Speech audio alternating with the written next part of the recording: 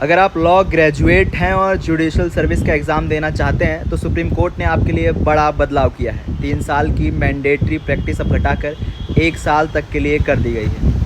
मई 2025 में supreme court ने judiciary के एग्ज़ाम देने के लिए 3 साल की लीगल प्रैक्टिस मैंडेटरी की थी। अब कोर्ट ने उस फैसले को पूरी तरह पलटा नहीं है, लेकिन प्रैक्टिस रिक्वायरमेंट को 3 से घटाकर 1 साल कर दिया है। लेकिन एक इंपॉर्टेंट ट्रांजिशन भी है। 20 मई 2025 से 31 मार्च 2027 तक निकलने वाले जुडिशियल एग्ज़ाम नोटिफिकेशन में कैंडिडेट्स को कोई प्रीएरियर प्रैक्टिस नहीं करनी होगी। सिलेक्शन के बाद उन्हें 1 साल जुडिशियल एकेडमी ट्रेनिंग और फिर 1 साल स्ट्रक्चर्ड क्लर्कशिप करनी होगी। 6 महीने डिस्ट्रिक्ट हायर जुडिशरी सर्विस के जजेस के साथ, 6 महीने हाई कोर्ट के साथ। 1 अप्रैल 2027 के बाद एग्ज़ाम देने वाले के लिए 1 साल की एक्टिव प्रैक्टिस मैंडेटरी होगी, जिसका सर्टिफिकेट भी देना होगा।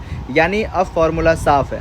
अभी ट्रांजिशन पीरियड में बिना प्रैक्टिस एग्ज़ाम दे सकते हैं, लेकिन सिलेक्शन के बाद 2 साल ट्रेनिंग और क्लर्कशिप होगी और 2027 के बाद 1 साल प्रैक्टिस, फिर सिलेक्शन के बाद 2 साल स्ट्रक्चर ट्रेनिंग और क्लर्कशिप। सुप्रीम कोर्ट ने कहा है कि इस व्यवस्था को आगे एक्सपीरियंस के आधार पर फिर रिव्यू किया जा सकता है।